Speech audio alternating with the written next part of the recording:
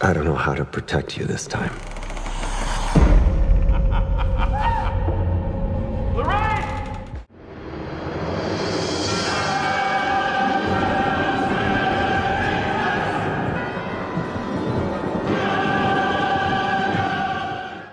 The Conjuring, The Last Rites, directed by Michael Chavez, who directed Part 3 and a couple of the spin-offs. So this is apparently the final entry into the main Conjuring franchise, although I couldn't help but feel it was kind of setting up potential sequels with offspring of the Warrens, but we'll see, I guess. So this is a story with the Warrens now retired from paranormal investigations. Their daughter is now grown up and is kind of has a relationship with this guy who kind of wants to marry her.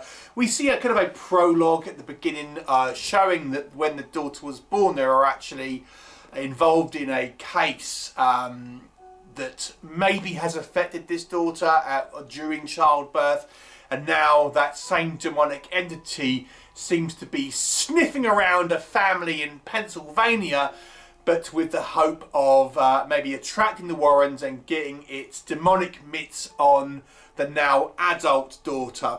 What will happen? You'll have to watch the movie and find out. So let us discuss this final entry into the Conjuring franchise. Okay, let's talk about what works. I think the characters of the Warrens, played by Vera Farmiga and Patrick Wilson, are the strongest thing in this franchise. I think this couple of actors who have worked together now across, well, 5 films, because they did actually have a role in one of the Annabelle movies, obviously have a great chemistry together. I think they're very naturalistic as a couple, and I think they elevate this movie and give it a real warmth and feeling of familiarity, but also you can just, the way they portray this couple, they have a great relationship, and I think they are the heart of this movie. I also think the kind of the new actors playing the now adult daughter and her boyfriend, fiance, also do a good job of having this kind of relationship, this kind of family unit, and I enjoyed their chemistry and their performances as well. So I think overall, I think the character work here is without, at least with the Warrens, is strong, and the acting from these characters, or from these actors, again, all very strong.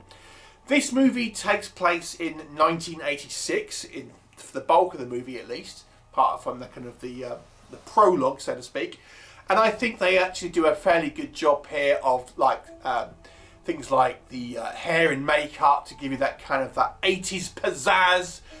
Some of the music and the kind of pop culture references I kind of quite enjoyed, and that was all kind of quite fun. Actually, there are some kind of funny moments that involve sort of pop culture references and stuff like that, and some of the music choices I actually think was quite good. It's a good representation of kind of mid-80s America, which is kind of quite fun to watch. You know, if you like things like Stranger Things, you'll kind of appreciate this time period and the way this movie depicts it. As for the scares, this movie is the most bombastic, I would say, out of the Conjuring films, or mainline Conjuring films to date. So certainly, I think the most overt in regards to pizzazz and kind of wham bam, kind of VFX and kind of jump scares and things. So those of you who like a little more, overt scares, jump scares, kind of things jumping out at you,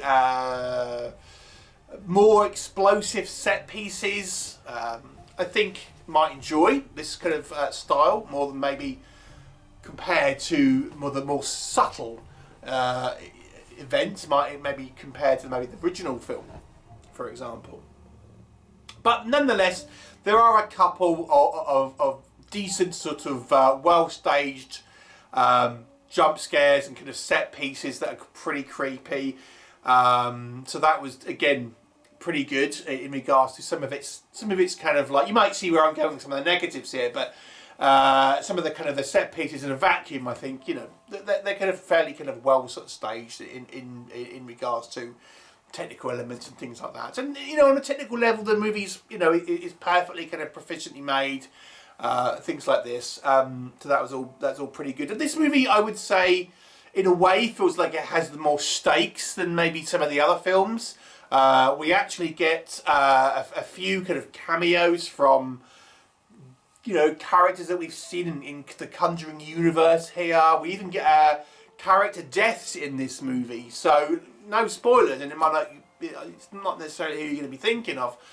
But, you know, again, it kind of raises the stakes to a degree, I would say. Okay, so let's talk about what doesn't work. But before we kind of get into what I think doesn't work with the movie, I want to talk about the actual kind of real life Ed and Lorraine Warren and how it translates to the films.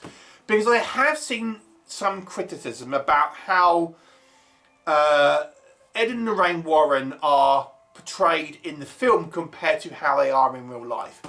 And a lot of negativity has come from that. Now, I have no idea what Ed and Lorraine Warren were like in real life, and I don't care, because I'm talking about the movie, and I'm not going to have a critique of the film, because this is an exaggerated version of, you know, people in real life. And I think that's an unfair criticism. So I can appreciate this is a massively exaggerated version of events, but it's a film and I'm basing it on that narrative of the film, not a documentary about the real life shenanigans of Ed and Lorraine Warren. So, you know, yes, I can appreciate this stuff here is inspired by and not exactly a true life representation of what happens, but I am not going to let that particular issue dictate my review of this film, which I am going to be basing my review on what we are seeing on screen and not how it relates to the real life couple. So with that being said, let's talk about what I think is the negatives about this film. Now, I've kind of hinted at it in my positives, because I feel some people might like the more bombastic style of this movie. But I have to say, this film to me really lacked the creepiness of the first two films.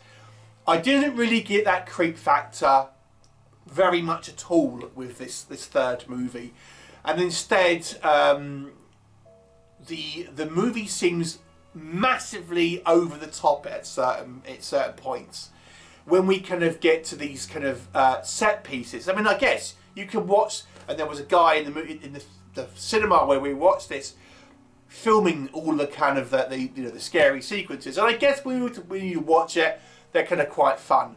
But as a film, as it fits into the narrative, the movie loses that kind of creepy atmosphere, that building up of the creepy tension that certainly the first two had.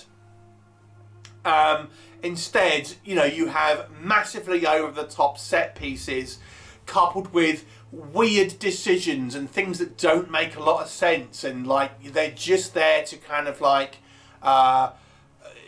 have this kind of like sequence and stuff. So like, for example, you know, when we have our characters walking around the house without turning lights on and things like this, and using you know, torches and stuff, and without even, okay, maybe the lights don't work, but let's show that, or splitting up, or screaming in one room and not being able to hear yourself in another room, or we have a character at one point they are lifting this heavy mirror, which is the kind of the cursed object of this movie, and at this point we learn that Ed Warren is older and he's having heart problems, and yet you've got the kind of like this fiance of the daughter, young fit guy, and he's not the one carrying the mirror, this heavy mirror.